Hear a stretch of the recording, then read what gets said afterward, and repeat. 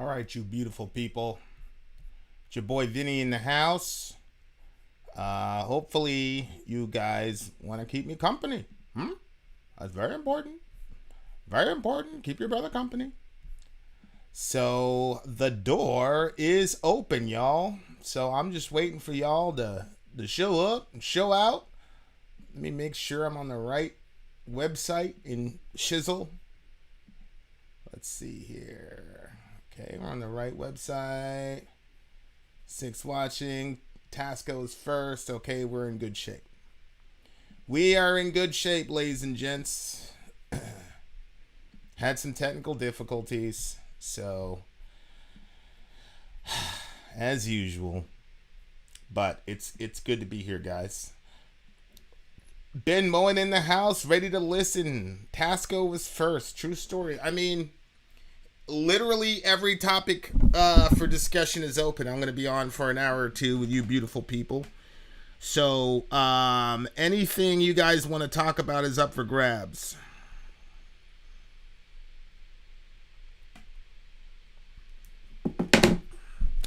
Just found out I have cancer. Holy shit. My son's already lost his mom. Can I have prayers? Oh. Bro. Yeah, Lace Chaser, will definitely pray for you, my guy. Definitely gonna pray for you for sure. Do you have describable tenants? Describable tenants. I don't know what a describable tenant is, so maybe you can help educate your brother, and then I can try to answer your question. What's going on? Nothing much, Jay. Nothing much. It's just been, I don't know, man. The month from hell. The month from hell. The week from hell. So there's that. Love from India. Much love to India. Shout out to India. Yeah, Lace Chaser, bro. If you don't mind, vinandsoy@gmail.com. If you can get your brother some periodic updates on your condition, that would be great.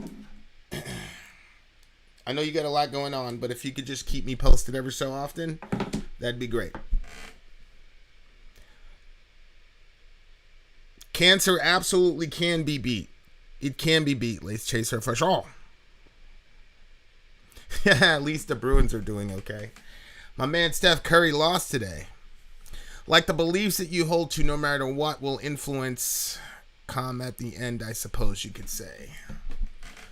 The beliefs that you hold to no matter what influence calm at the end. I'm going to be a jerk. Okay, so email is vinandsoy@gmail.com, Lace Chaser, about the existence after life. Still unclear what you mean by that. Yes, we do need to react to more A7X, and we will, inshallah.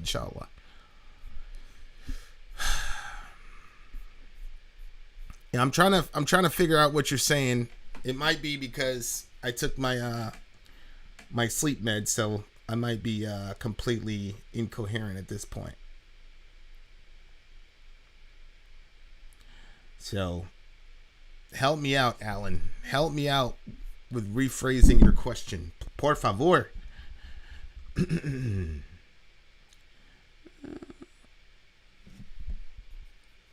What's going on here? What's going on?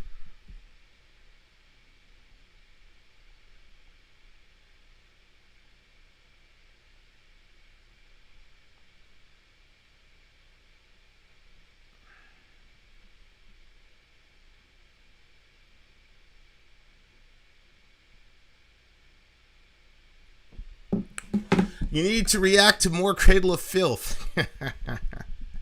That's a very ironic statement, Pricksheet. Very, very, very ironic statement. Yeah, Lace, no doubt, big homie. Thanks, Tasco, for that. Tasca, when are you gonna become a Christian?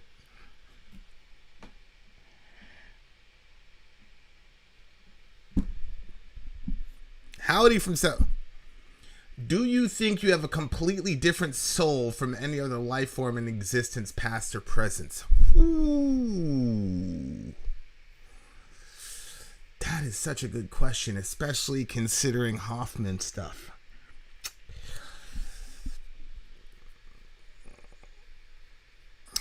I do, though. I do believe in that I have a Vincent unique soul, and you have an Alan unique soul. For sure. Hoffman's... Yeah, I don't want to get into that. I'll just say yes. Yes. Hello. Had the jab, doing fine. Cradle of Filth. Yes. We need more Pink Floyd and Slayer. Do you think there's a difference between male and female souls? Ooh.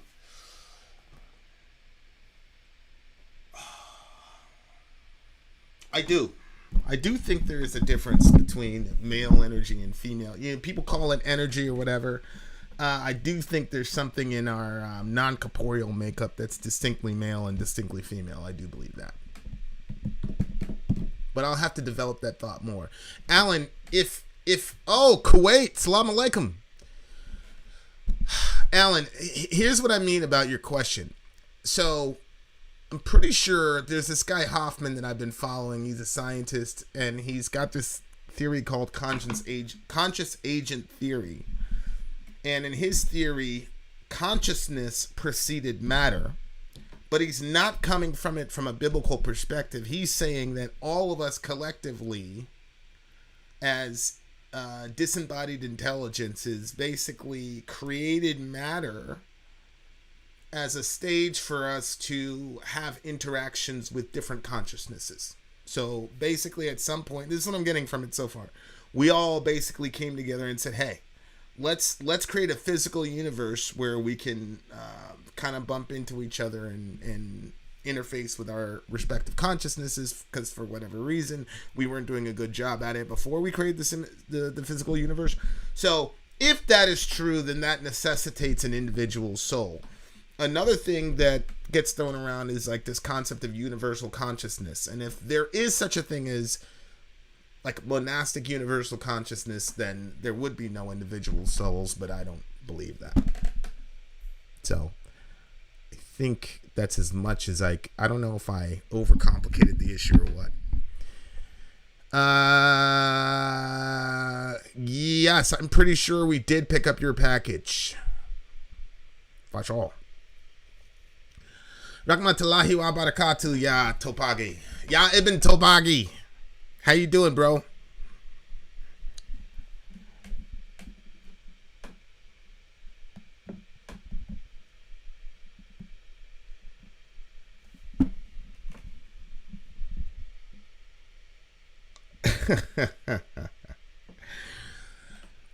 That's a whole mind fuck, but it's really thought provoking. Look more into it. Also, keep Schopenhauer's idea of necessity for God as creator in mind too.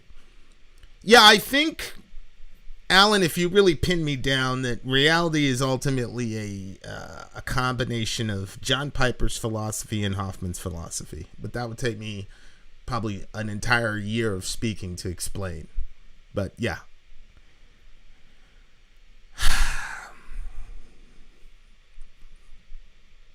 Who is right, the Israelis or the Palestinians? Well, it depends. Because not every Israeli co-signs what's happening to the Palestinian people. So I don't want to unfairly characterize an entire country of people for the actions of a few. Now, there are tons of Israelis that do feel some sort of divine privilege to the land or something, and those people are completely dead wrong, which justifies all the atrocious things they're doing to the Palestinian people. I don't care what the subject is, whether it's women, whether it's babies, whether it's Israel, Palestine, I'm always going to default to being on the side of the underdog. That doesn't mean I can't be converted. I can be converted. But my understanding of human nature is such that if there's an underdog or somebody without power in a construct where there's another group that has power, they're inevitably going to be oppressed. And so that's my perspective on it. I don't really disagree on the point of authority then. True. At some point, can I come on and have a layman's terms chat about teen mental health? I think it would be helpful to kids and parents. Too late now. It's been a rough day. Absolutely. I do think it's important. I think it's one of those discussions. One of the things that we can do in our channel this year to really make it, get us to the next level, is talk about these real issues. For sure. If you're talking about the Israeli government, then yes, they're in the wrong. Yeah.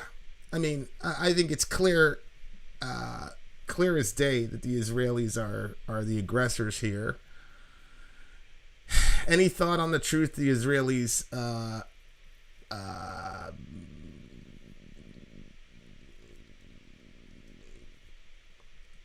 any thought on the truth the Israelis broke? I am not sure.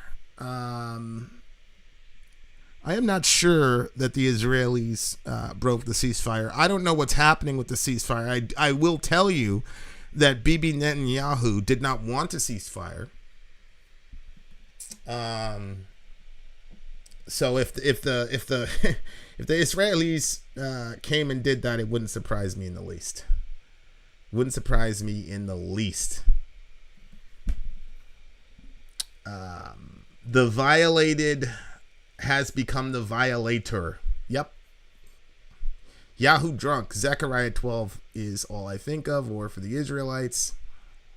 They're fighting over a piece of land they both consider divine. How do you rationalize with the irrational? Yeah, I mean, Katie, there's a theological, obviously, undertone to this, but I mean, the main thing is really just plain. I mean, Israel, by all accounts, is a secular state. They're not the Jewish version of Saudi Arabia. They've got, state-sponsored and encouraged abortions. They've got, all types of crazy secularism. And I'm not saying secularism is inherently bad and the Israelis are bad because they're secularists. I'm just saying the idea that the theology is the primary driver here just doesn't make sense on the Israeli side. But what we've known about human nature as far as people stealing from each other, taking each other's resources, dehumanizing one another, that type of thing, I think is a much more direct explanation. The Palestinians, you can be an atheist and be on the Palestinian side. So yeah, that's my thought process on it.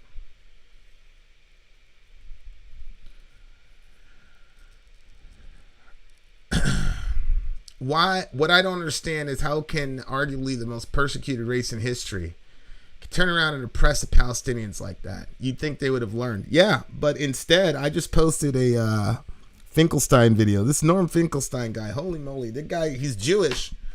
Pretty much his entire family got wiped out on both sides at the Holocaust. So this girl comes up and says, you compared Israel to, Nazism, and that's terrible, and I'm from Germany, and she started crying. And Finkelstein's like, man, I'm not trying to hear that. I don't care about your crocodile tears. I lost my whole family in the Holocaust. That does not justify what Israel is doing to these people. And I agree.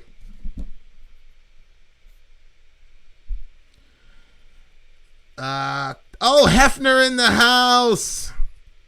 Hefner in the house. Holy moly. Bibi Netanyahu is not fit to be Israel's prime minister. No, he's not, and neither was Ariel Sharon or Ben Gurion or any of those people. Neither is Biden. Neither was Trump. This is where we are. I don't know, guys. I mean, maybe this social media thing, the revolution is going to take place over social media. The revolution won't be televised because holy shit.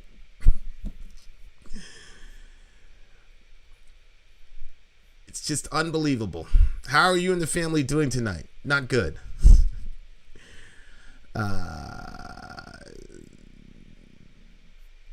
So there's that. My take on soul and consciousness is the same thing. Our sex is chosen later in in our energy existence. Of course, this is my understanding. I think you're probably onto something there. What's up, Tyshawn? Everybody, go check out, like, share, comment, subscribe. Alex Hefner's YouTube page. I think Hef is the GOAT as far as reaction channels go. I don't really judge by subs and views, but he's got them. But he, in my opinion, Hef's got the entire package. So you definitely need to sign up and support the homie. Yes, I've taken some BJJ for sure.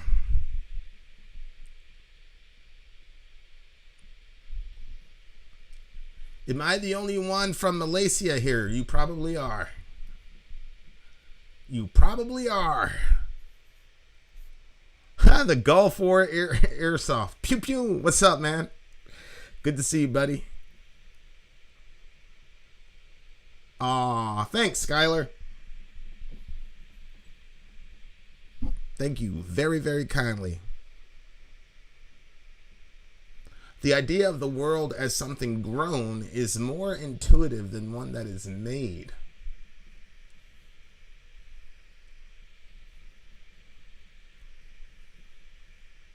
I'm gonna have to sit on that for a week. Holy shit, Alan. It's pretty crazy. That was a good one for sure.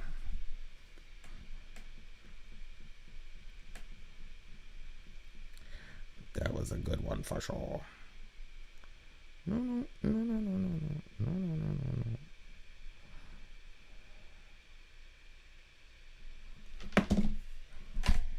Just want to share. Do you think... sorry, guys. Do you agree the vast majority of human conflict now and throughout human history have been backed by and driven by religious, cultural, and theological differences? No, Captain Corpse, I do not. The last 100 years has been the bloodiest in human history, and none of those wars were theological. They were all sociological and, quite frankly, capitalistic. So... no, I don't believe that the vast majority of wars have been started because of religion. Religion functions to justify our already selfish and maniacal impulses. So the desire for people's land and property comes first, and then the religious justification for ethnically cleansing people or, mass thievery then is used to cover that up. Third favorite color is probably yellow. Red is my color, blue is Sori's color, and yellow is Johan's color. What do you think an open carry law in Texas where you don't have to have a permit to carry a gun? Well, for the life of me, there's a reason to open carry, right? And the theory is, look, if a person can see the firearm, then they're less likely to engage in some sort of active shooter thing. My perspective, obviously, is I don't want you to know that I have a firearm because that gives me knowledge over you that you're not privy to. And, I'm a big disciple of Sun Tzu. So having knowledge of my opponent doesn't is very important to me. So, yeah, but I don't, we've got constitutional carry in Maine. So, it pretty much goes the same way.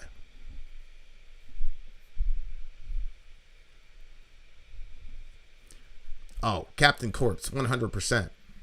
100%. Religious people have perfected the art of finding ways to justify, or to your point, back up the horrible inclinations of its folks. For sure.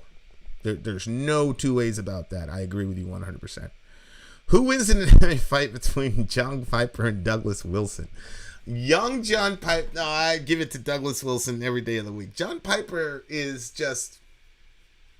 he's small. I remember going to a conference with Piper, and they had to put a little step stool thingamajiggy to get him to speak, because they were televising it or whatnot, and that's how small he is. So... No, I think current Douglas Wilson could still take Piper, and if anything, Wilson would just shoot him. You know what I'm saying? So there's that.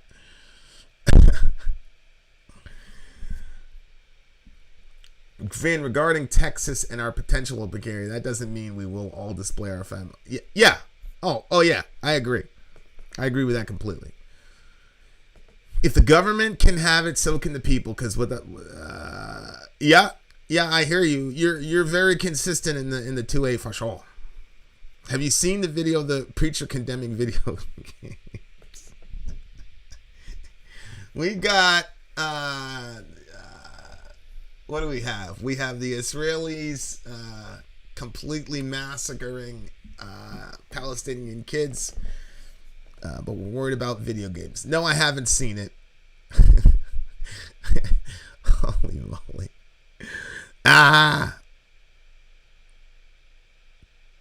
Reparations is worthless. Don't follow the nonsense. Well, I think it'll be worthless to most black people because today's iteration of black folks are obviously still in the slave mindset. You can see that with them enthusiastically supporting Biden over Bernie when Bernie was the one that actually was out there marching for us. So there's that. Jesus and Chuck Norris. Jesus, easy. From a Christian perspective, does God keep forgiving you if you repent of the same sins, and does he give people illness for sins or a sacrifice to teach lessons? Holy moly, that is a very interesting question. First of all, in a biblical worldview, the forgiveness of sins is completely contingent on what a person does with Jesus. If they recognize that Jesus is rightly the Lord of their life, who died for their sins and rose again. I didn't like a lot of the things Martin Luther said, but that phrase, sin boldly, I think is extremely instructive. Sin boldly. And what he means by that is there were a lot of preachers who were so introspective that they went over all the sins that they committed that week. And then obviously they got to get in front of the pulpit and preach to God's people. They feel unworthy because they were sinning. And so Martin Luther says, hey, look, all your sins are forgiven. So sin boldly, in the sense of we have guaranteed forgiveness in Jesus. So what that means is we cannot let our sin or our guilt or whatever it is hold us back from moving forward in God. The goal is not to commit the least amount of sins possible. The goal is to get as close and close as you can to Jesus. And then the closer you are to him, the more you're going to look, smell, talk, and act like him. So the sin issue takes care of itself.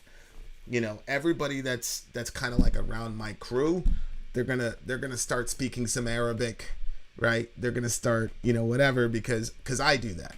And so the closer you get to me, the more we're gonna act and look like each other, and that's the same with Jesus. So that's my thing. Does he give people illness for sins or a sacrifice to learn a lesson? That is a more complicated situation. So if you say that there's an omnipotent, all-knowing being, meaning that God knows exactly what's going to happen, and he's got the power to continue it, stall it, or stop it.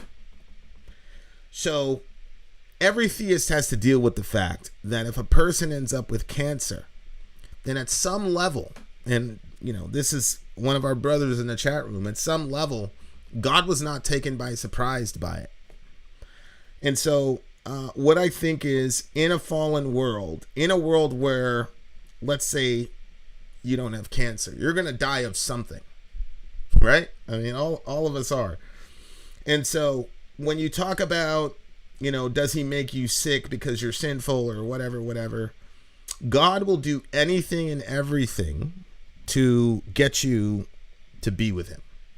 But there's a promise in the Bible that everything God does is going to be for our own good. Now, most of us believe that we know what's for our own good. And most of the time, when we think about pain, we automatically say it's pain, therefore it needs to be avoided. Well, that's not always true, right? I mean, a quick example would be a surgeon wounds in order to heal. So sometimes what's best for you is for you to get completely wounded. It's one of those things where it's like you've got a bad kidney or something like that. And the doctor says, yeah, so I'm going to like lay you down and pump you up full of drugs and cut you wide open. Or a C-section. I'm just going to cut you wide open. It doesn't look, if you were not familiar with what a C-section is or was, and you saw those people doing that, you'd be completely horrified. You'd be like, yo, they just carved this woman's stomach wide open. It was horrible. These are terrible people that did this. All the while, that act of doing that actually saved the mother and the baby, right? So that's how I look at suffering. That's how I look at human suffering, and God's role in it is that he knows whatever amount of pain that he's assigned me and people in my family, he knows that's exactly what I need to get to the next level. So that's where I'm at. That was a very long-winded answer. So there's that. Do you think Bernie Sanders prefers Cool Ranch Doritos over nacho cheese? I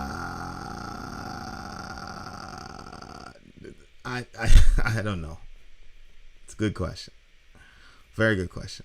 Perk is in the house. I didn't know Perk was in the house. 1 state or 2 states? I've given up hope on a 2-state solution. I mean, I've just given up hope altogether. For this current generation, I honestly just think that the old guard needs to die out, and then the social media generation, which is us, Tasco, all those guys, are the next group of people that are going to be influencing policy, and I think that's where we're going to get the most traction. You know, the boomer generation, I don't have any resentment to them, but they came up not being able to control their own media. They came up being told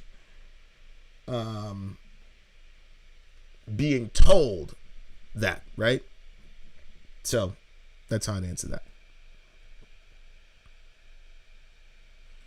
Why is the right wing sweeping the insurrection under the rug? That's very simple, because I believe that Mr. Trump had a completely central and pivotal role in what happened. And to this moment, I've never heard a Trump apologist explain to me why the governor of Virginia had to call for an hour and a half to get clearance to send in the National Guard. Prior to that, it's been reported that the Capitol Police were told to stand down, even though the intel was that we were going to have a problem. So I think conservatives have hitched 2024 to Trump, and if this gets exposed, either A, he'll be imprisoned, which is very hard to believe, or B, he's just not going to race because it'll be too much to get people to vote for him. Look, the diehard Trump fans are not the people that make Trump win. It's the surprise people that make Trump win, and you're not going to get any surprises with that. So that's how I get it. Trump was responsible for the incitement. I think that goes without question. But you also have to understand that people self-radicalize, and to some degree, we've got to take accountability for that. You're reminded to demand justice for the near 40K missing and murdered Indigenous women, those who've been victims of forced sterilization. Happy Friday. Holy shit. Coming with the heat. Likud needs to go, otherwise there'll be no solution. Yeah, but the problem is, it's not Likud. It's the people who are voting in Likud and selecting these people as their leaders. I just think that it doesn't matter what you call the party, as long as boomer generation people are making the calls, and it doesn't look good. Because again, they've filtered all of their media from about 3 sources their entire life, and so the media was able to frame what's going on over there. In this generation, you've got your Jimmy Dores and others that are, and then you've got everybody now as a journalist because we're all walking around with a camera, to get the biggest scoop. So I think that we have been socialized differently. We see the humanity of the Palestinians, whereas the people that are running the world now, during their formative years, they didn't see anything about the Palestinians unless it was in the news and then curated by the Israeli lobby. So there's that. You seem very focused tonight.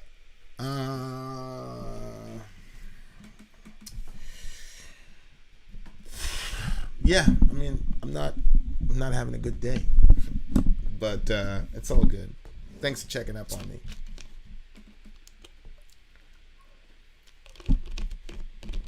Do you believe in Bigfoot and Loch Ness Monster? I've got a bunch of family near Nessie. They're kooky, but I love it. Yeah, it's always intrigued me that people mocked the concept of Bigfoot so much. It's like, I don't understand that. Same thing with the UFO thing. Like, why would you, like, Bigfoot is not something like completely out of the ordinary. Like, as far as the strange creatures we've seen on this planet. So I don't understand that aspect of it. Thanks, Riley.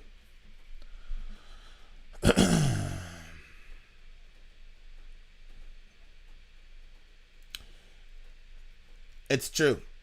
Later, Earsofter. Thanks for coming by. Can you please tell singers come up with wrist melodies? What is creativity? Drew, my brother. I'm in a band and my guitarist is in the room. So if you wanna ask him how good Vin is at making heavy riffs, go for it. Oh man, who's better on the mic, Biggie or George Whitfield? I'm gonna have to give it to Whitfield, man. Speaking of those thousands with zero amplification, something's crazy. How does Christianity approach mental illness? Do you feel that some sins are forgiving when said sins may have been committed due to mental illness? Geez, Captain, you're coming with the heat. I'm actually going to be doing a podcast. If you send me an email, I will get you the email. I will get you the show. But I'm doing a podcast with somebody on this topic, mental health. So, do you guys want the long answer or the short answer about Christianity and mental health? Type 1 for short answer, type 22 for long answer.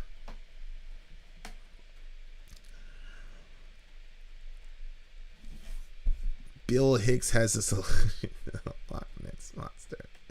If God is omnipresent and has an infinite capacity to love, does it mean that he has an infinite capacity to hate if we're created as an that would explain all the evil shit we do. God hates us all. Tasco, I'm not certain that your syllogism is sound. Okay. Looks like, so mental illness and the Christian. Okay, so let's start off with some philosophy / theology. I'm a trichotomist, so what that means is that I believe that a human being is constituted of a body, a soul, and a spirit. So the body reacts to physical stimuli, right? The soul reacts to emotional stimuli, and the spirit reacts to spiritual stimuli. Now, the soul in the New Testament and the Old Testament, the Greek word for soul is psychikos, which if you look at the spelling of the word, it's actually psy-kos. So, psyche. But literally the word psyche, when you look up the term in the New Testament and you look at it in the original language, it's going to say psyche. Okay, so the body is the physical part of us that, distinguishes us, etc., and helps us to interact with the physical world. The soul is the personality, the mind, the will, emotions, etc. That's the soul. And then the spirit is the part of you that interacts with the supernatural. So you go to some house and you're like, yo, these are weird vibes. What's going on? And you find out it's an Indian burial ground, native burial ground, whatever, right? Nobody told you that, but there was something in you that was picking up on that spooky feeling. So that's the spirit. Okay, and what does that have to do with mental health? Well, anytime there's a situation, I always say, which of the three is being affected? Now, you can have overlap between the body, soul, and spirit. So, for example, let's say you're Tom Brady, right? And you break your throwing arm. That means you can't play football. So what is injured? His throwing arm. But what about his psyche? What about his soul? Is his soul injured? Yes. Why is his soul injured? Because he had these great dreams of going to winning an Super Bowl, and now he can't do it because of this broken body. And it might also have spiritual ramifications, which is he might say, man, I did everything for God, and he goes and does this for me. Man, screw God, right? So there are times when all three aspects of the human being are affected by a single action. Another one that I use all the time is Christian moms, when their kid skins the knee on the bike, they kiss the knee. They put well, my mom did. She'd kiss my little knee. She'd put the little, gel, peroxide, whatever it is, Neosporin, and then she would tape up my knee. And then she would touch my head and say a little prayer for me. What's going on there? Well, I hurt my knee. That's my body. And I immediately ran for my mom because of the emotional side of things. That's the soul. And then she prayed over me to make sure that my spirit was good. What is a chemical imbalance? Is a chemical imbalance physical, soulish, or spiritual? I think we all agree that the chemicals are all things we find in the physical world. So here's what happens with Christianity. There are theologies that basically say your body's not important, your soul's not important, the only thing that's important is your spirit. So when you run into people like that, you have a mental illness, you've got a serotonin issue, you've got whatever. That's a physical malady. And what happens with Christians is they say, okay, you need to solve that physical malady by praying it away, right? Just pray it away. So they're trying to give a spiritual solution to a physical problem. Now, in a biblical perspective, is there precedent for that? Sure there is. I think it's in Titus or Timothy, if somebody is sick, lay hands on them and the prayer of the faithful will lift them up. And the other one is, Paul tells Timothy, if somebody's sick, anoint them with oil and pray for them. Well, now oil at that time had medicinal purposes. So when Paul says, put the oil on their head and pray for them, what he's saying is, use what we have in the physical world to deal with this physical malady. And who knows, God may override the physical dimension when you pray for him. But you'll notice that there's never once an injunction from the Bible against using medicine. And these people were completely familiar with medicine. This crazy idea that people knew nothing back then. No, they knew a lot. As a matter of fact, a lot of the Western world today is based on that time period and the brilliant ideas that came out of that time period. Okay. So they're telling you now, you've got this malady, and if you take a pill to counteract that malady, now you're not showing faith. Now you're unfaithful. Now you don't believe in God. No, the Bible tells us to take care of the body, take care of our souls, and take care of our spirits. All three commands are there. And so when a person has mental illness, should they get meds? I believe if you talk to a licensed counselor, doctor, whatever, you get a second opinion, they say you need to get meds, the most Christian thing to do in that situation is to get them meds. Why do I say it's the most Christian? Well, if a kid is dying of thirst and you've got a Gatorade truck, right? You can't say, oh, let's pray this guy out of here. All of us, even the people that are against taking meds for mental illness, everybody would say you should go into that truck and get that kid something to drink, right? You should impose yourself into that situation. And most of us would, But what's happening in that situation, the guy is dying of thirst. He's got a physical malady. So I'm not going to address a physical malady only with spiritual or soulish perspectives in mind. Now, granted, if he's starving, there's probably a soul issue and a spirit issue. But the most pressing issue is the physical issue. So that's where we need to start. That's where God has given us the wisdom to figure these things out. So if I look, so what happened? So on the other side, you have people that have maladies that are spiritual maladies. They're not physical or emotional maladies. They're spiritual. Demonic possession, say whatever you want. There are lots of times when the med absolutely does not work at all and the person is just dark and crazy or whatever. And that's because in that particular circumstance, the malady was not physical, it was spiritual. But because many secularists don't have a spiritual paradigm, they completely miss it. Because many Christians don't have a trichotomous paradigm, but everything is about being spiritual, they also miss it. This is what happens when you do not think with nuance. So my understanding of mental health, medication, counseling, that type of thing is it's a physical malady that God has given our doctors, etc., the wisdom to help counteract, to reverse some of the effects of the curse on us. And it is God's design that we're happy. And so there you go. That's how to answer the question. You've got, if it's a physical malady, address the physical malady first. Yep. Do the soul stuff, do the spirit stuff. If it's a soul issue, then you've got to deal with the soul issue first. Then we can help the physical and the spiritual, right? So that's a long-winded answer. There you go. That's the answer. So there you are, dear listener. I'm just looking over some of these comments because I didn't get to whatever. Thoughts on big corporations pushing wokeness? It depends on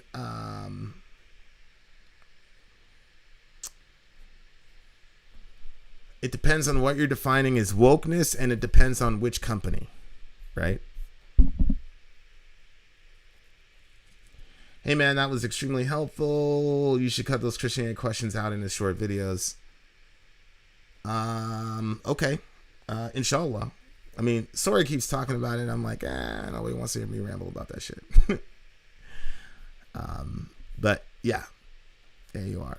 Now the big corporations pushing wokeness.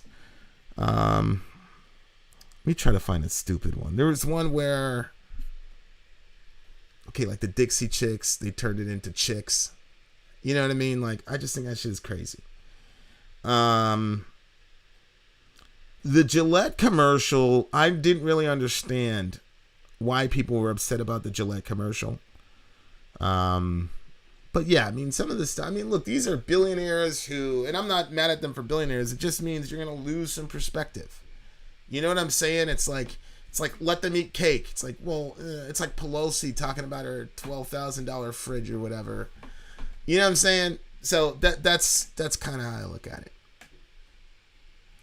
Glad to have you in my life as an adopted big brother. I appreciate it.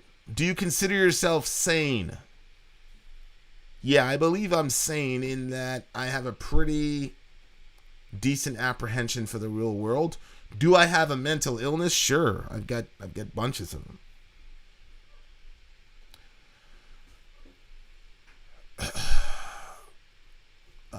Vin, philosophical question. Is there any way an AI could ever be created by humans that would surpass humans? No, I don't believe that, because going back to our previous conversation, I think the soul and the spirit in a man is a supernatural element that's communicated directly from God to us, specifically consciousness.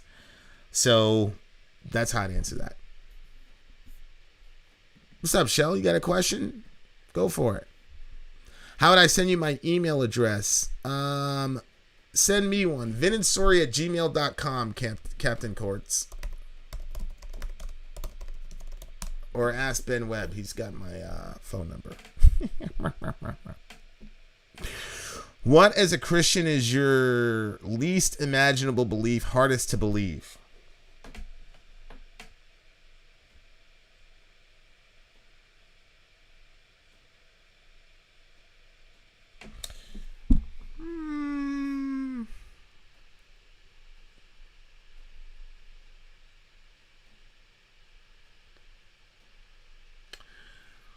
I think the biggest issue that it's actually once I jumped onto the channel, I think one of my issues is you've got people, I know people personally who are atheist or agnostic, whatever they call themselves. And they say, if God would appear in my room or whatever, I would believe. And from my vantage point, they seem extremely genuine. At least the person I'm thinking about does. And it hasn't happened. So I think that is the big thing is people who want to believe in God, but for whatever reason can't. I think that's a difficult thing to deal with. Remember me telling you about my dad wanting to sit down with my boyfriend? I love him with all my heart, and it scares me to love him so much. I want to be able to give him my full heart, but I think she's. So you believe in slavery, right? God explicitly states how one should buy and treat slaves in Exodus. Yeah, he does. Thank you for bringing that up. Exodus 21 actually is very instructive, right? In Exodus 21, God says, in Exodus chapter 21, verse 16, it says the following. Whoever steals a man and sells him, and anyone found in his possession of him, shall both be put to death. So if you're talking about the transatlantic type slave trade, Exodus 21 says that if you do that, you and the person who bought the slave are going to be executed.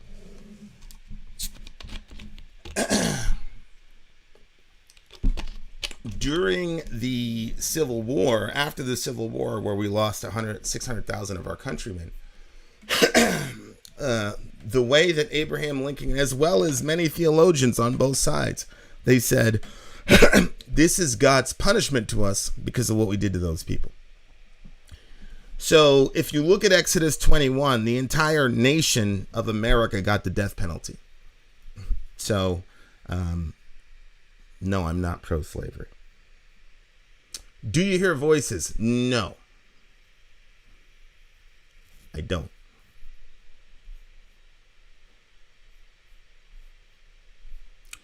Is it possible for there to exist an AI that indistinguishably resembles a conscious being but somehow does not possess a soul? No, Dieter, because from my definition of soul, that includes the psyche, which would be self-awareness, all that jazz.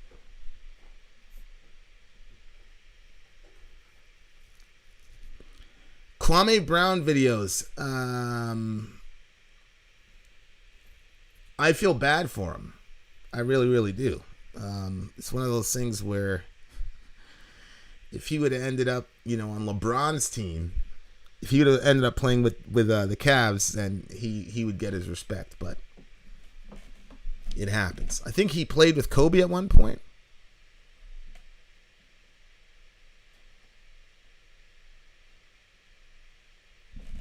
Somebody just hit me up on text. What do you make of the UFO D-class? I think it's amazing, but it makes me wonder, what are they doing? Because since 2019, they've been doing this stuff.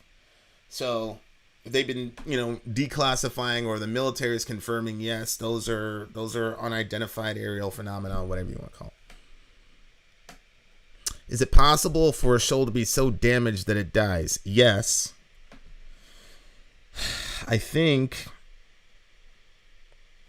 in the parable of the prodigal son, right? So the son goes off, he does whatever, spends all his money in riotous living. He comes back home, and he's apologizing to his dad, and I'm a terrible person, blah blah blah.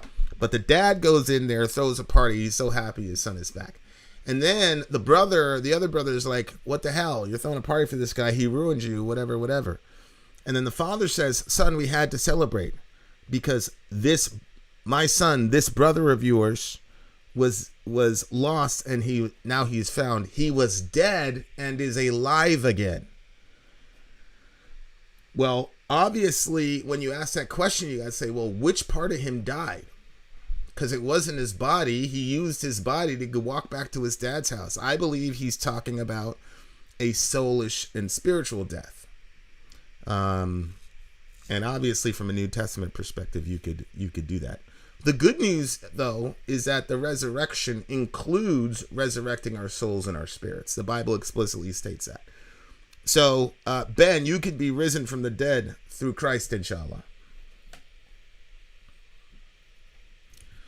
And Perk puts in 1 Corinthians 7. Slaves are told to get their freedom peacefully, though.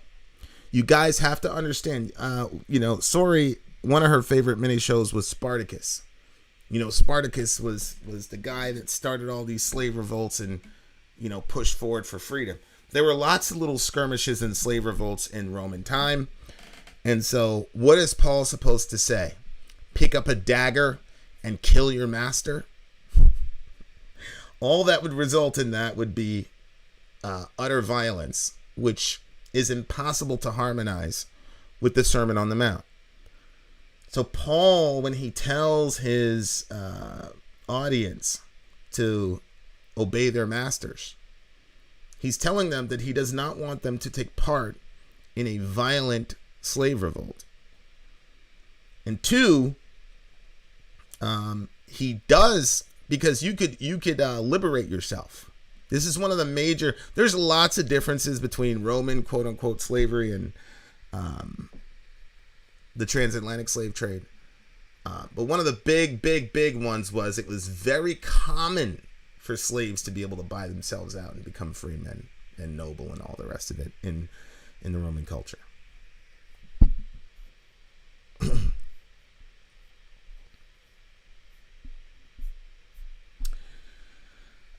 So then the question becomes,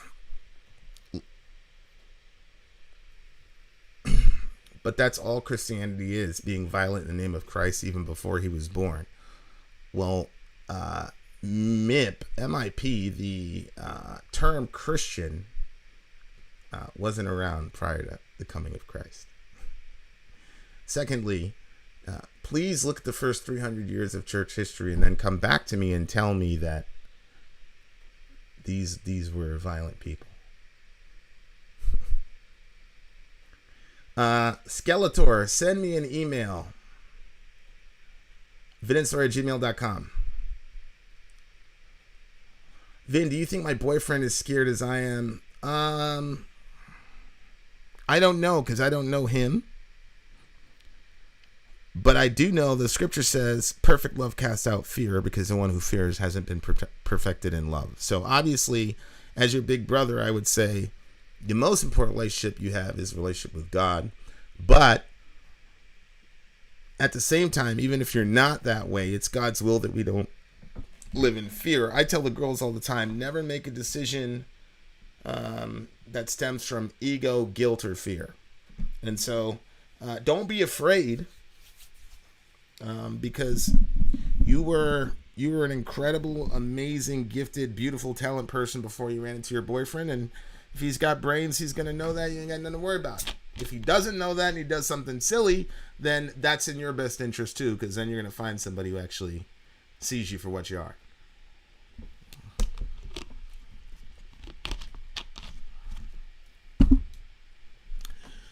So, follower of God, they were all violent even from the beginning of the Bible. Well, when you say they, who are you talking about, Brandon?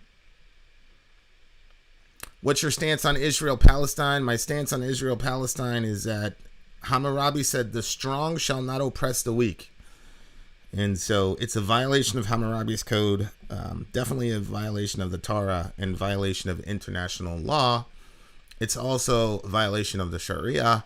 These Israelis coming into Al-Aqsa Mosque during the last 10 days of Ramadan. You can't get much more insightful in the sense of inciting bad behavior than that.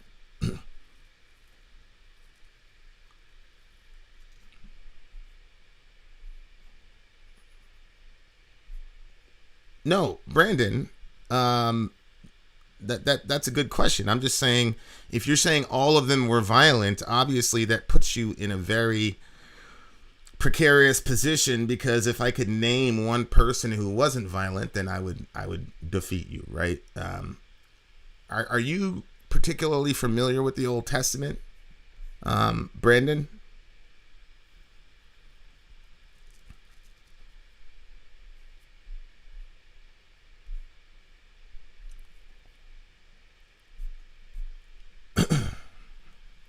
Do I think eternity?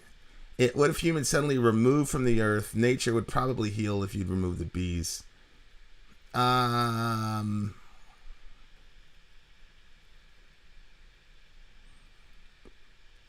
can anybody say, though, Kai, that if we all left, it would be better for the planet? I'm not sure that that's true.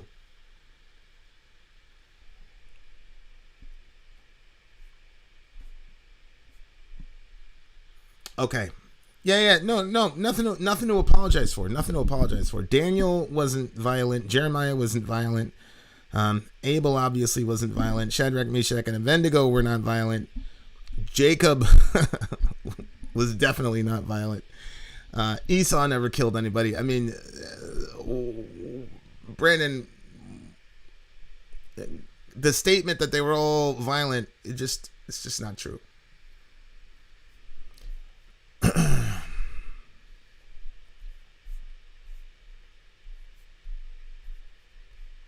Later, Blake.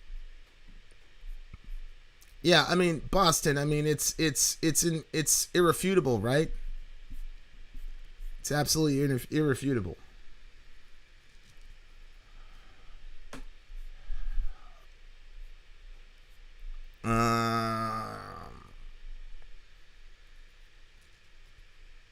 Charlie, on what basis does God owe anybody life? On what basis does God owe you life? Israel only exists so that America can have a football in the region. Stop recognition. I mean, I don't know. I think it's deeper than that, because the Jordanians would love us, and the Turks obviously would. So I don't think that explains our unilateral support for the Israelis.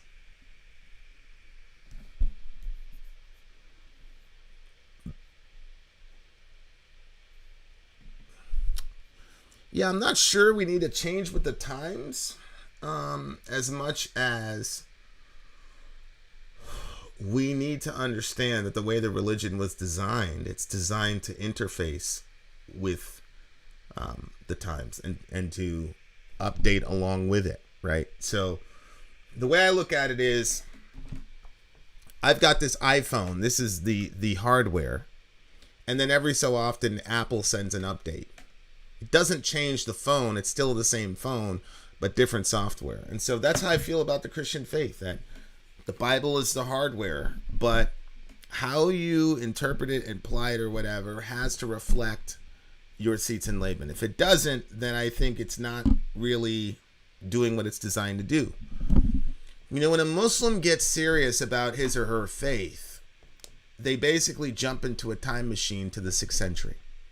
You'll see them, they've got the thobe, they've got hijab, and I'm not criticizing it, I'm just saying, you've got a girl in Sweden that is speaking Arabic and dressing like an Arab woman would.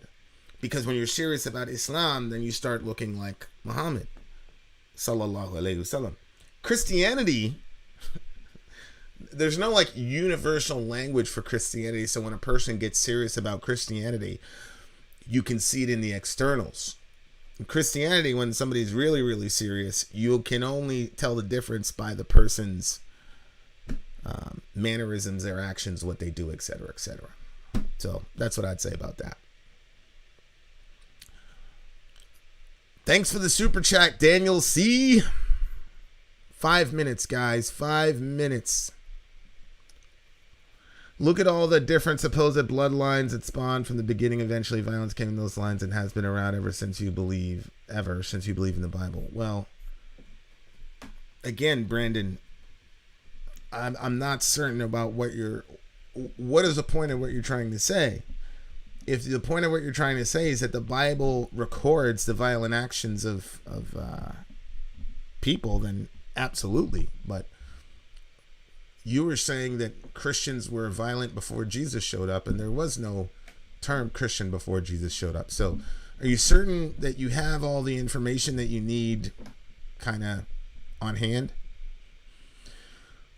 It's not some nihilistic fantasy of mine. It's just we're not special compared to other creations or the Creator. Yeah, but that reduces human value to simple utility. And I think there are other factors that go into why we value certain human beings as a whole. And it's not rooted in survival of the fittest or whatever.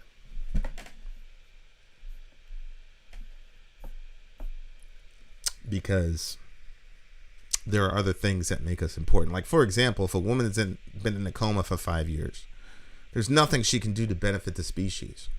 But if you went in there and blew her head off, you'd go to prison. And if you were standing in the court, you wouldn't be able to say, well, judge, this person serves no more utility, so they're no longer valuable. The judges say, well, they were valuable to us just because of who they were. So now you're going to prison. So I think we got to think about, when we talk about value, people are more than what they produce or what they can bring to the table. Do you play ghost video games? No, I don't. I do not.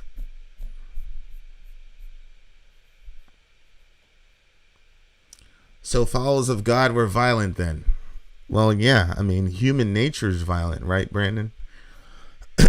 There's a reason that, 100 years ago, when we had this massive boon in technological advancement, that we were all trying to figure out how to split the atom so we could kill each other faster and first. So violence is part of the human condition, unfortunately. So I don't know what exactly. Then why doesn't the world actually see it the way? See it what way? Well, it depends. What way are you seeing it, brother?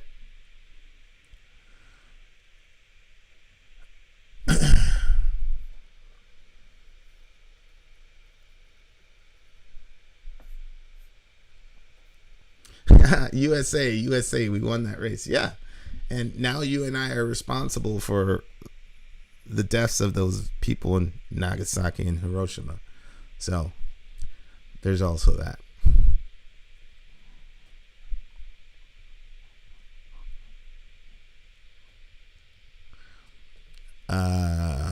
Talking about what you get. Yeah, I hear you. Brandon, I agree. 5 minutes, guys. Last couple questions. If God created humanity, is unhappy with the result, he should take the responsibility, including giving his creation free will. This was his fuck up and doesn't excuse mass murder. Charlie, again, you're making a category error. When God takes my life, it is qualitatively different from you taking my life. That's why I asked earlier, on what grounds is God obligated to continue to give us the principle of life? Why is he obligated to do so? Me and Sori met at a Bible study. Oddly enough, we met at a Bible study, y'all. True.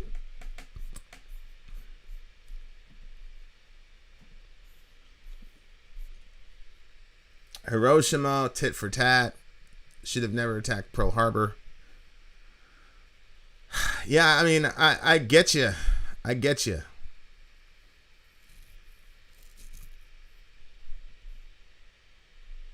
Yeah, no doubt, Brandon. Keep asking those questions, bro. That's what it's about. Okay, so Charlie, yes, he is the author and sustainer of life. I agree. What obligates him to continue to give me or you life, though? Why is he obligated to continue to give you life? I wanted to say myself, I'm an atheist, but I've thoroughly enjoyed the discussion here. I find you to be compassionate intelligence. Thanks, my dude, for the talks. Yeah, no doubt, Captain Corks. You asked some pretty nuanced questions that were a bit difficult, but that's what we're all here for, I guess. You both like death metal. Yes, I like death metal a little bit more than Sori. I think Sori's kind of into progressive. You know, she's into that Now of the Scars, that type of thing. I would love to have my dad in vid debate. I'd actually, well, it depends on what we're debating about. I value us and people around me. It's that we should not do it in the expense of the rest of the planet. Yeah, Kai, I agree. I agree a quadrillion %. Like the lack of care for the planet by Christians is absolutely mind-boggling to me. Absolutely mind-boggling. Don't worry about it. We'll have another time, Brandon. Your questions were great, really respectful. We get some good interaction here. Good interaction. 2 minutes, guys. I can do, I think, 2 more questions, I think, inshallah. If there's 5 minutes later, I can stay on. What would we debate about? Zonia in the house. Zonia, please put the link on your screen so people can check out your channel. Like, share, comment, subscribe. Yeah, bro. Owen Hart, man. Ugh. So horrible, bro. So horrible. Later, BC.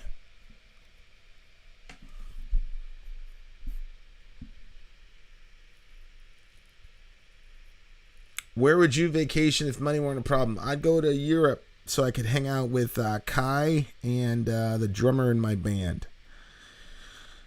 And then I'd pick up Ian and kidnap him and make him an American citizen.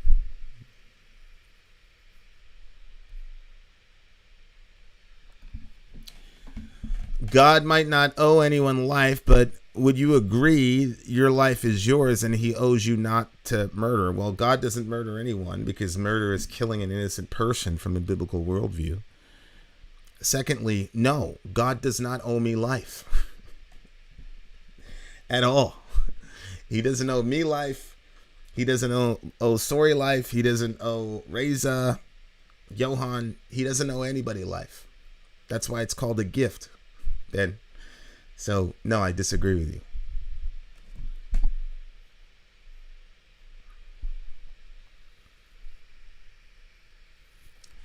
Well, he's not obligated. Just take responsibility and don't blame your creation for what you perceive to be wrong. Well, he is taking responsibility. That's why he judged them. God doesn't have perceptions about right or wrong, though, Charlie. God is the definition of what right and wrong is.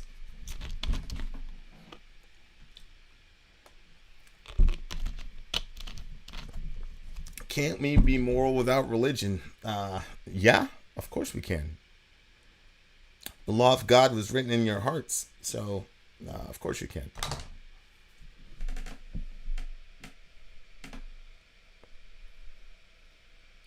God still owes me $10 from a bet he lost.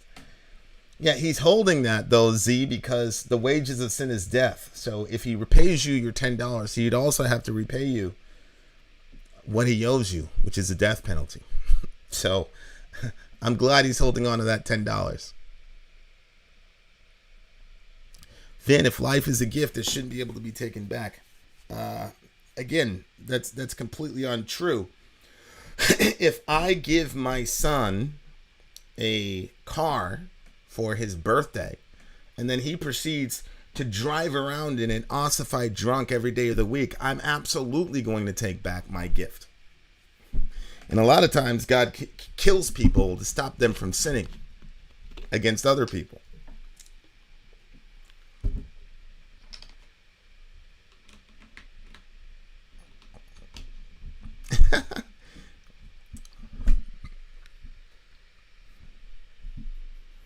What do you think about Alex Jones? I don't really know much about the homie, but I'm not a fan. I think it was Parkland. I don't know if it was Parkland or another school, but a bunch of kids got shot up, and then he went after them. And I just think that that's just beyond the pale. I'm pretty certain the guy's got a family of his own. He's got kids. It's just, you cross the line there, man. So I don't know much about him, but that's all I needed to know pretty much.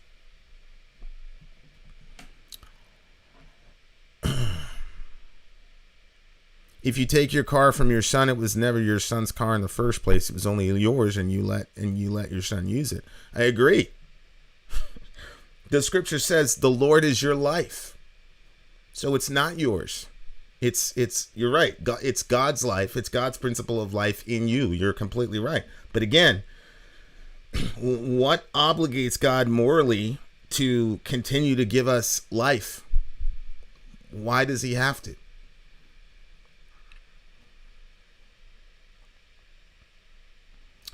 You're well versed in scripture, truly admirable. Michael, just read, man. Just keep reading. Keep reading your Bible. Just keep reading your Bible. You'll get it, inshallah. I'm nothing special. I barely graduated high school. So I'm just sure you're going to be able to do it much better than your boy Vincent. Much better. So you're pro-choice. I'm pro-life. Pro-life, Charlie. He doesn't have to give us life, but he also shouldn't expect me to be grateful for it when I never asked for it and it was never mine to begin with. Yeah, Ben, I mean, I guess your 5-year-old could say the same thing, right? Your 5-year-old didn't ask to be born into your family. So I guess your 5-year-old shouldn't be grateful for all the blood, sweat, and tears you put out there to make his life comfy. That doesn't jive, right? That doesn't really make a lot of sense.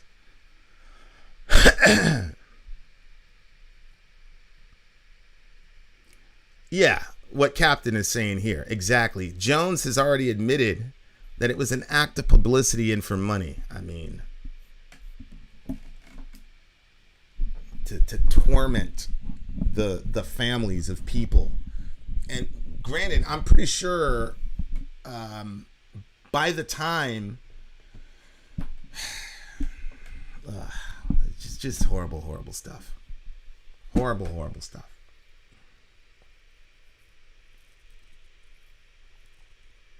No, the 5-year-old isn't correct, Ben. Children should show appreciation for all the things that parents do to them.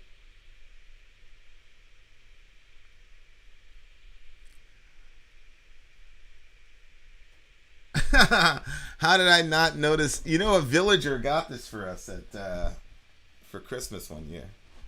And this is my brother. He was in Fort Leonard Wood. This is, I think, when he graduated. He's right... Where's Moose? He's right there, y'all. This is my brother. They call him Moose. He wasn't playing around. He was squad leader and all that. That's my brother, the Marine.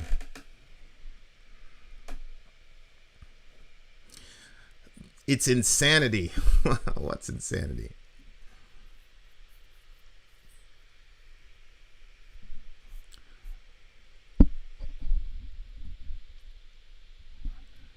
Alex Jones is a monster. Those kids who were killed in the mass shootings weren't owed a life by the Creator. No, Charlie, but we owe each other things because we are creatures. We're not the Creator. God has told us what we owe each other. What we owe each other is love and to speak out for those who are oppressed, and the stronger one should always use their strength in care of the weak. So the scripture says in Deuteronomy 29, verse 29, the secret things belong to the Lord, but the things revealed belong to us and our children, so that we might do all the words of this law. So what that means is God has secret decrees. God has things that he's decreed that we don't understand why. We don't know what he's doing. And more times than not, God's like, look, that belongs to me. I'm not going to tell you. Your job is simply to do good in the world and follow God's law. Don't worry about my secret decree. Worry about what I reveal to you. So that's how to answer the question on abortion. I come from a family of Marines, though I myself do not have the privilege to call myself a Marine. Nothing respect for your brother. Yeah, man. Moose, moose, moose. I got to take a picture of that. He's going to die. He's going to die. Skylar Lyra. That is awesome. Moose, moose, moose. That's great. Hold on. I'm going to send this to him right now. Moose was my brother's nickname in the Marine Corps. And I'm about to get locked out of my own phone here.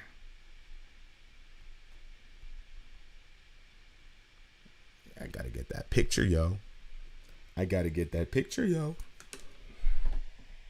Moose, moose, moose. Oh, he's gonna be so happy. There you go, Jamie. Hold on, guys. I'm just putting this picture up here because it's so great. I want my brother to see it. Thanks. Whoa, Daniel C. I appreciate it. Why should a child that doesn't appreciate what their parents do be expected to show appreciation? Why are you projecting your feelings on children? The reason is because all good parents impose their feelings on their children. That's what it means to be a parent.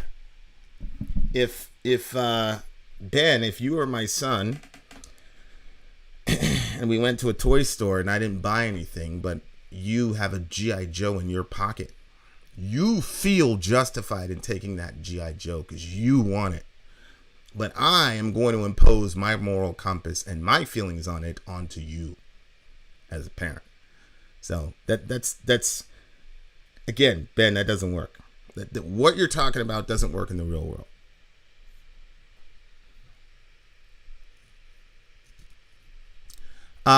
Aaron, we're not really it's a free-for-all, bro, so you can do whatever you want. Life is amazing. Hey, Kenny. The mystery behind it and trying to figure out with a childlike curiosity makes my journey so fascinating. I think I've found my path, but you never know. Well, I think that you found 2/3 of your path, Kai. But yeah, man, I agree. And I think it's probably one of my favorite things about you, man, is you never really grew up. You're still like awed by nature and all that. And I think that's a beautiful thing.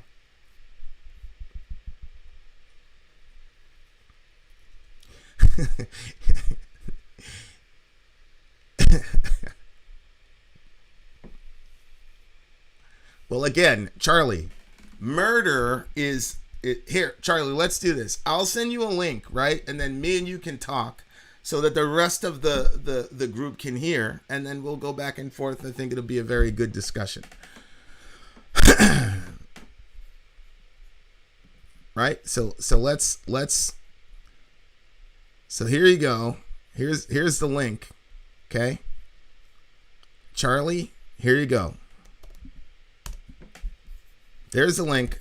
Jump on and then we'll have a discussion about it.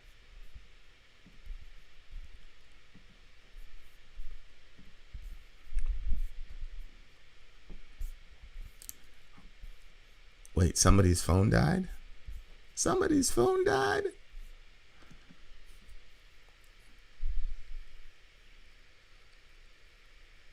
I think my buddy Charlie Snow is about to jump on and we're going to have a little bit of a discussion.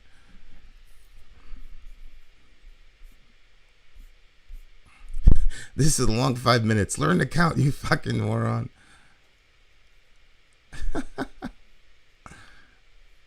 Oh, that's rich. That's rich. That's what Dorian says all the time. That's rich.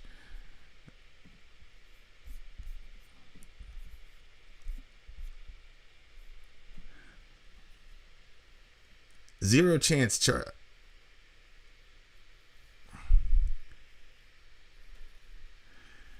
Yeah, Charlie, jump on. The people want to see the conversation. My day was horrible. What do you do about toxic friends? I never talk to them again. That's what I do. I never talk to them again. And I don't announce to them that I'm never talking to them again. I just stop talking to them. So there's that. That's what I do. And I'm not telling you that that's the best way to handle the situation either. Because it's not. Yes, it will be a friendly discussion. Thank you, Aaron, for the super chat. Skylar, send me another one, por favor. What's up, Jeff Jesse?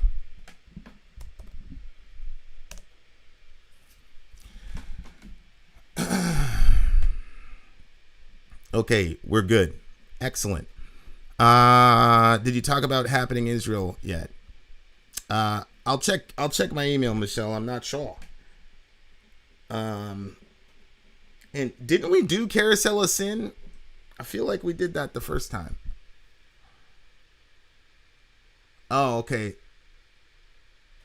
Charlie left. Okay, B. Smith. B. Smith, you jump on. Because our friend Charlie has disappeared. Which is fine. Nothing wrong with that. This isn't for everybody. But Brandon, I sent you a cam request. So check on that.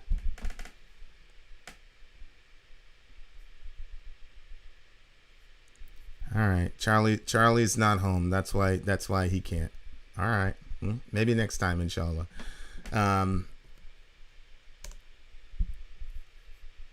Okay. Carousel sends a new one. Yeah. So there it is. There's the interview link.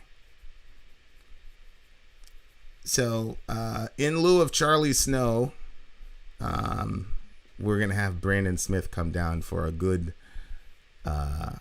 chat. Okay, that's why, Michelle. Okay.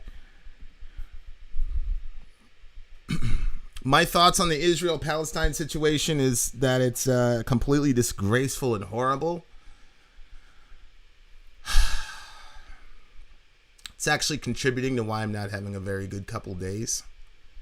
I think it's just horrible. The last 10 days of Ramadan, you're going to go into the third holiest site in Islam. I mean, that place, as far as how holy it is, Muslims, they pray in a certain direction. It's called the Qibla. Now they face Mecca. But prior to Muhammad getting the revelation of Mecca being the direction of prayer, it was Jerusalem. They would literally look toward Jerusalem, and Masjid al-Aqsa is the third holiest site in Islam. You've got Mecca, which is obvious. You've got Medina, and then you've got that place. So, and then it's the holiest 10 days on the Muslim calendar. So the third holiest spot in the holiest 10 days, they went in there. They knew what they were doing. They were trying to incite any sort of violence so that they could justify their disproportionate application of our weapons and technology. It's just a horrible, sick situation, and I'm really tired of it.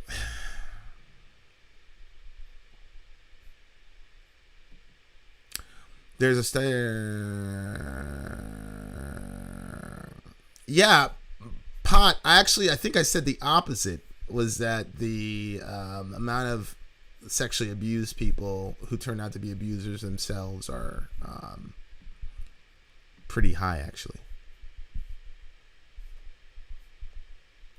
Yeah, I mean, I'm going to sign off, but next time, inshallah, we can pick up where we left off, because it's been about 5 minutes.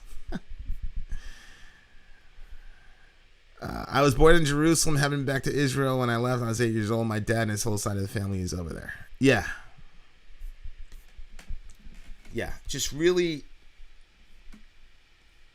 it's just sad, man. It's the thing that it's kids, man. That's yeah.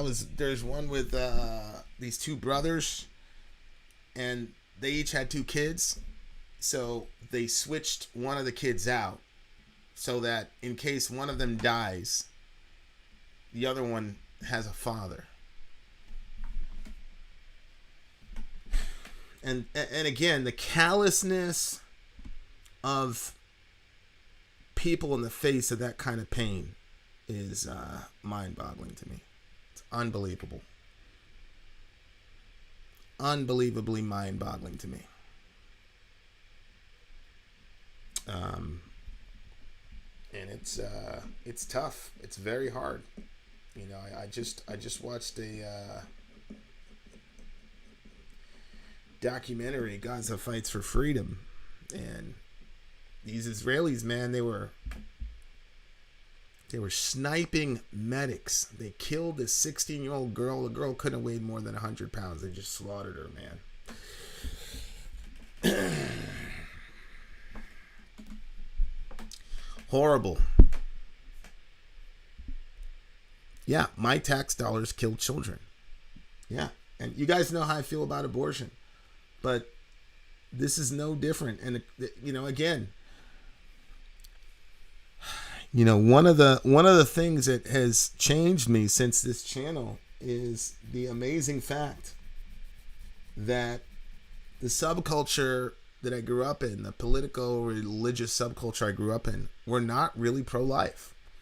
And that's something that I heard a lot. You know, you guys are pro-birth, blah, blah, blah. When I first started talking about abortion, I'm like, what are they talking about?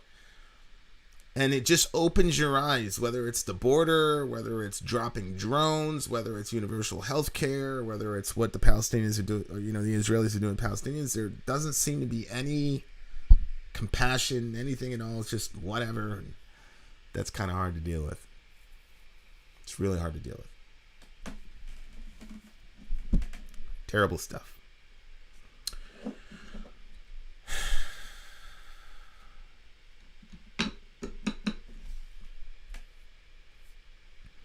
Do you agree with me that America is actually bad?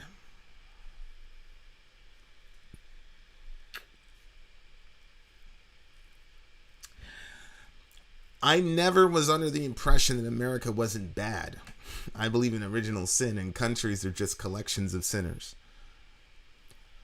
But I do think America has a bunch of redeeming qualities. I wasn't born in this country, but I think the redeeming qualities of America far outstrip the evil that we do, and I do mean evil. It's not like a subtle disagreement on a political topic. This shit is evil. What's happening to these Palestinians, and our dollar is paying for it, and I'm completely disgusted.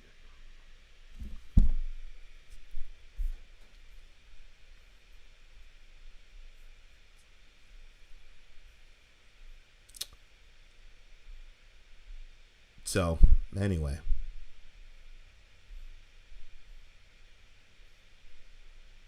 Yeah, the Palestinian girl crying. The Palestinian girl crying. Yeah, I've been watching a lot of that, man. And, you know, I want to look away from it. And for me, I don't watch these police videos when they're killing black folks on camera. I don't watch it.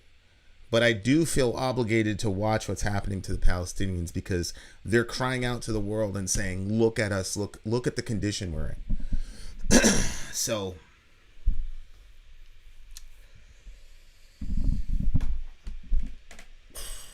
it's hard, man. There's one story of this woman, she was pregnant and she was going to deliver, and then she got stopped at a checkpoint. The Israelis wouldn't let her go, seeing how much duress she was in, and she lost the baby right on the side of the street. So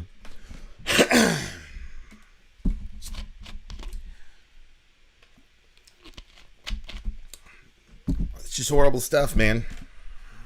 Horrible all around.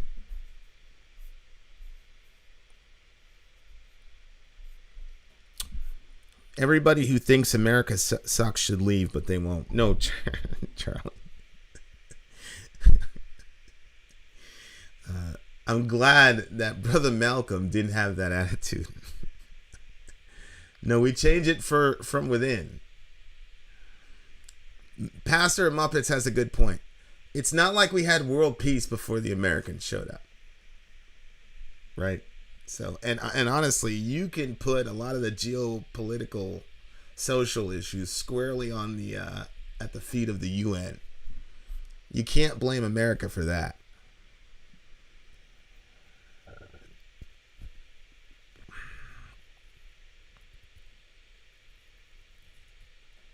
Thanks, Aiden Thompson. Would I volunteer? Volunteer for what?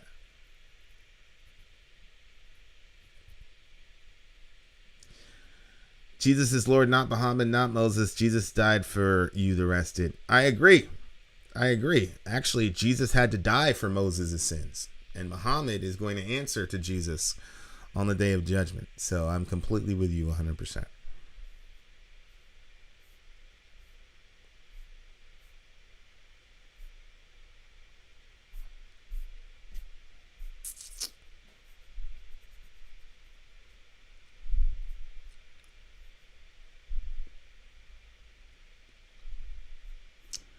I mean, there's a lot of moving parts to the Israeli-Palestinian conflict. Has America ever been on the right side of a conflict since World War II? That is such a good question. The intelligence level of the people and the awareness of the people in our community is mind-boggling to me. People are brilliant. Holy shit. He's right, though. It's such a good response. Has there ever been a world conflict since World War II that we were not on the wrong side of? Holy moly. Salam alaikum.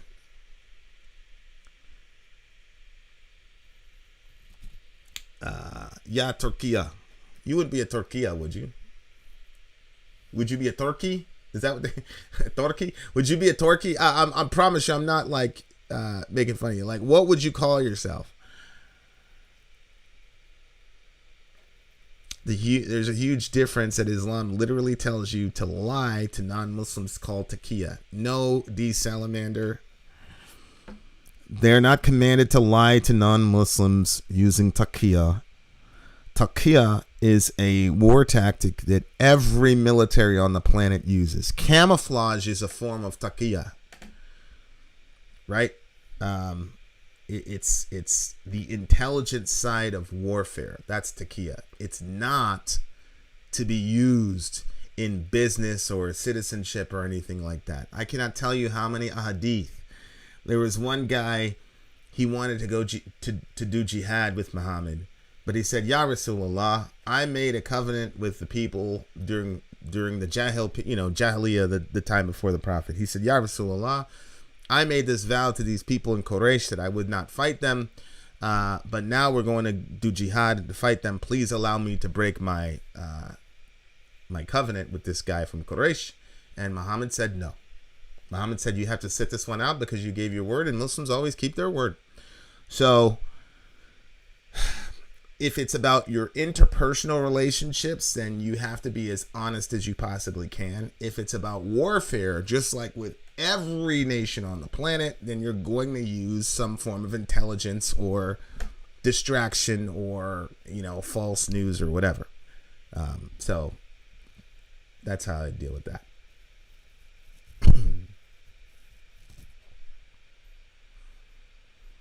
Simple fact is the world hates America because they involve themselves in conflict they can profit from. Yeah, I mean, that's one of the 10 trillion issues with America, but that's a big one.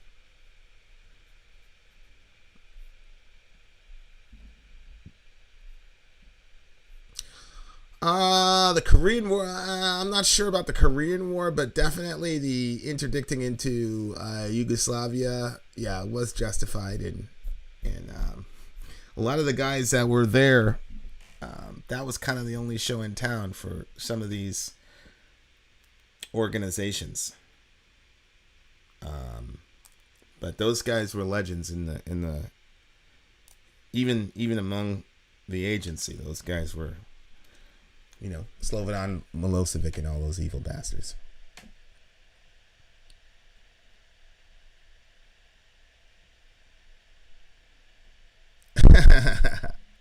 We should watch some Bar Blossom. You know what? The next time I do a solo fireside, we got to do that shit. We got to like play clips of people being crazy. Whoa, Glock.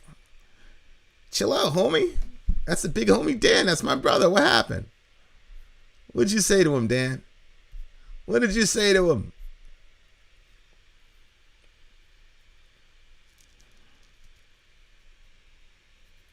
Yeah, I agree. All right, guys, I got to get out of here. Thank you guys so much for hanging out with your boy.